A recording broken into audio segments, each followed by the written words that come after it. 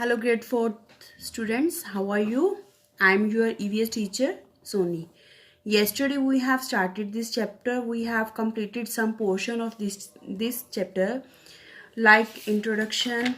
Sound is produced by the vibration and the how sound travels and speed of sounds. Now, today our topic is frequency and the amplitude. Here frequency, what is the meaning of the frequency? Frequency is the speed of the vibration. जो frequency होती है वो क्या होता है, वो speed of the vibration होती है. It determines the pitch of the sound. यहाँ पर क्या होता है, ये निर्धारित करती है. क्या निर्धारित करती है? Pitch of the sound. Sound means pitch मैंने होता है जो स्वर का मान होता है, यानी कि स्वर को नापती है, आवाज के स्वर को नापती है, ये निर्धारित करती है. कौन? Frequency. Okay. A low pitch sound has a low frequency. जिनकी आवाज जैसे धीरे होती है, स्वर जो है धीरे होता है, उनकी जो फ्रीक्वेंसी होती है वो भी क्या होती है? धीरे होती है. A high pitch sound has a high frequency. जिनकी आवाज ज्यादा ऊंची, स्वर ऊंचा होता है तो उनकी जो फ्रीक्वेंसी है वो भी हाई होती है. Like women have a shrill voice. जो वोमेन्स होती हैं, जो औरतें होती हैं, उनकी जो वॉइस होती है वो तेज होती है थोड़ी सी. That of the they have high pitch than man. यानी कि वो आदमियों से ज़्यादा, पुरुषों से ज़्यादा जो स्त्रियों की आवाज़ होती है वो ज़्यादा तेज होती है. इट मीन्स उनकी जो फ्रिक्वेंसी है वो हाई होती है. ओके. वॉइस की फ्रिक्वेंसी जो होती है वो हाई होती है. A bass guitar plays with a higher pitch than a violin. जो इसमें कह रहा है, जो गिटार होता है उसकी जो पिच होती है वो क्या होती है, मीन्स फ्रिक्वेंसी जो है वो वायलिन से ज़्यादा होती है. ओके. जो गिटार होता है वो हाई फ्रिक्वेंसी का होता है, जो वायलिन होती है वो जब हम उनको प्ले करते हैं तो वो लो फ्रिक्वेंसी की होती है. Clear? Then the next one is that the unit to measure frequency of the sound is hertz. जो जिससे हम नापते हैं फ्रीक्वेंसी, साउंड की फ्रीक्वेंसी को नापते हैं, उस यूनिट को क्या कहते हैं? हर्ट्स कहते हैं, शॉर्ट फॉर्म में HZ. Okay. Sound waves below the frequency of the 20 hertz are called infrasonic. इनको जो इसकी फ्रिक्वेंसी होती है अगर 20 HZ से कम हो, यानी कि बिलो हो, तो क्या होता है? इसको क्या कहते हैं? इंफ्रासोनिक साउंड्स कहते हैं. ओके. इसी तरह से and those above the frequency of 20,000 HZ are called ultrasonic. जो 20,000 HZ से ज़्यादा होती है फ्रीक्वेंसी, यानी कि हाई फ्रीक्वेंसी होती है, तो उनको क्या कहते हैं? Ultrasonic sounds. उन साउंड्स को क्या कहते हैं? Ultrasonic sounds. Next, humans can not here infrasonic और अल्ट्रासोनिक साउंड्स. जो ह्यूमंस होते हैं, हम जो लोग होते हैं, मीन्स ह्यूमन बींग्स हैं, वो नहीं सुन सकते इंफ्रासोनिक और अल्ट्रासोनिक साउंड्स को. क्यों? बिल्कुल जो लो फ्रीक्वेंसी होती है वो भी नहीं सुन सकते, बहुत ज़्यादा हाई फ्रीक्वेंसी होती है वो भी नहीं सुन सकते हम, है ना. देन नेक्स्ट है amplitude is a measure of the energy of the sound waves. जो एम्पलीट्यूड होता है मीन्स जो विस्तार होता है वो क्या नापता है? मीन्स मेजर मैंने होता है नाप तोल करना, माप करना. किसको नापता है? Energy of sound waves. जो आवाज़ की तरंगे होती हैं उनकी एनर्जी को, उनमें जो ताकत लगी होती है उसको, एनर्जी को नापता है. द लाउडनेस और the softness of the sound depends on how much energy went into creating the sound. जो आवाज़ की बहुत लाउडनेस, मैंने बहुत ऊंची आवाज़ या बहुत सॉफ्ट आवाज़ जो होती है, ये आवाज़ किस पे डिपेंड करती है कि उसमें कितनी एनर्जी उस आवाज़ को बोलने में लगाई गई है. ठीक है. Like the roar of a tiger is a loud sound. जैसे जो शेर होता है वो रोर करता है, मीन्स जैसे बोलता है उसकी आवाज़ को रोर कहते हैं। तो वो बोलता है तो उसकी आवाज़ बहुत दहाड़ता है, तो उसको क्या कहते हैं, लाउड साउंड कहते हैं, बहुत तेज होती है उसकी आवाज़।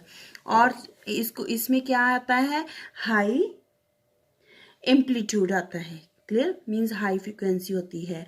Loud sounds have large volumes, means large amplitudes होता है, मीन्स वॉल्यूम्स होती है, आवाज़ जो होती है लाउड होती है, बहुत लार्ज होती है।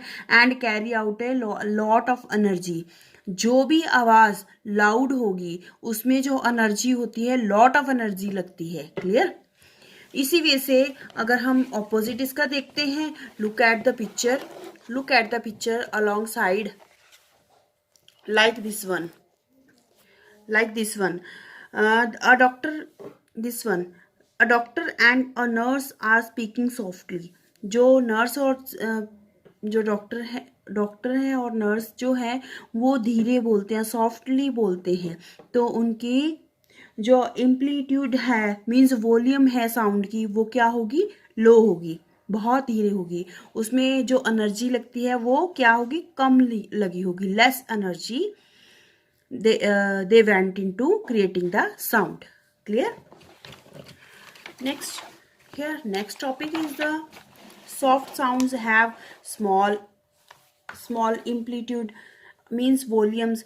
जो अभी आपको पीछे मैंने बताया है ना, जो सॉफ्ट साउंड होती है उनका जो वॉल्यूम्स है उनमें कम एनर्जी लगती है, कैरी लेस एनर्जी, उसी वजह से। ठीक है। You can vary the volume of a sound by varying how much energy is use to create it. आप समझ सकते हो कि जो वॉल्यूम है साउंड का, मीन्स उसका जो साउंड का वॉल्यूम है, आवाज़ की जो लॉन्ग है या लाउड है या सॉफ्ट है, वो कैसे नाप सकते हो, जितनी उसमें एनर्जी लगी होगी। अगर लेस एनर्जी लगी है तो लो वॉल्यूम्स होगा, अगर ज़्यादा एनर्जी लगी है तो हाई वॉल्यूम होगा। The unit of the unit of the measuring the loudness of the sound is called decibel। जो यूनिट नापी जाती है लाउडनेस, यानी कितना लाउड है, कितनी ऊंची है आवाज़, उसको क्या बोलते हैं, डेसिबल, जिससे नापा जाता है, जिसको मेजरिंग, जो हम यूनिट नापते हैं, ठीक है, उसको बोलते हैं decibel. A normal conservation between human is around 50 to 60 decibels. जो हम नॉर्मल बात करते हैं ह्यूमंस, उसकी जो कैपेसिटी, जो मेजरिंग होती है, लाउडनेस होती है, वो कितनी होती है, 50 to 60 डेसिबल्स होती है। This may sound like thunder to a sparrow's ears. ये जो हम ह्यूमन बींग्स भी नॉर्मली बोलते हैं, फिर भी ये किस लिए, ये स्पैरोज के कानों के लिए ये भी बहुत बहुत क्या होता है, जैसे बिजली जोर से गिरती है उस वे का होता है। स्पैरोज के ईयर्स के लिए 50-60 डेसिबल्स भी लाउड होते हैं। बट हमारे कानों के लिए कितने हार्मफुल हो सकते हैं, जैसे स्पैरो के कानों के लिए तो 50-60 डेसिबल्स जो है हार्मफुल होते हैं, बट हमारे लिए वो नॉर्मल है। इसी वजह से हमारे लिए कितने वो हार्मफुल हो सकते हैं, कितने decibel, sound above the 85 decibels can cause harm to our ears. जो 85 डेसिबल्स हैं वो उससे ज़्यादा अगर हो जाते हैं तो वो हमारे कानों के लिए हानिकारक होते हैं।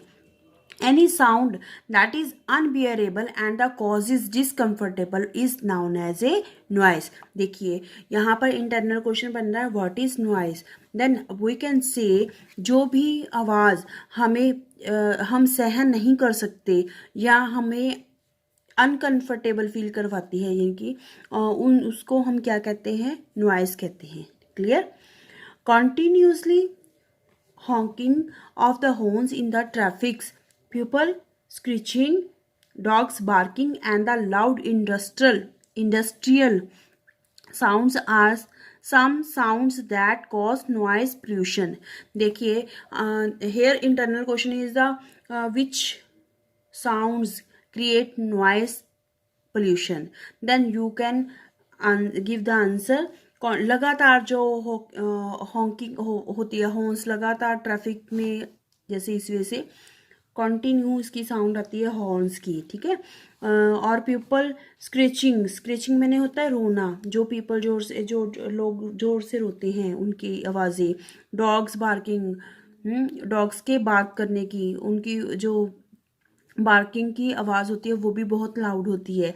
And law Lord industrial sounds, loud industrial sounds, जो बड़ी बड़ी इंडस्ट्रीज होती हैं वहाँ पे आवाज़ें बहुत ज़्यादा होती हैं, आवाज़ बहुत तेज होती है ना। Are some sounds that cause noise pollution, जिससे कि नॉइस पोल्यूशन क्रिएट होता है। Noise pollution depends on the duration of the sound and its loudness.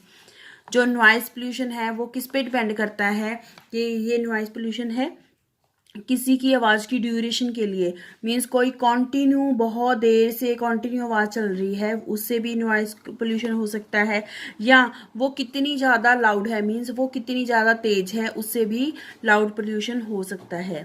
How loud और the soft sound is depend on the amount of the energy in the sound waves. इससे पता चलता है कि जो sound waves हैं, means आवाज़ की जो तरंगे हैं उसमें कितनी एनर्जी डाली गई है। अगर उसमें एनर्जी ज़्यादा डाली गई है तो वो लाउड होगा, अगर उसमें एनर्जी कम डाली गई है तो वो कम, ये कि सॉफ्ट होगी sound. Clear? We have completed this chapter. You will read it carefully. Okay, if any doubt then write down in your notebooks, then we will clear our next class. Okay, bye.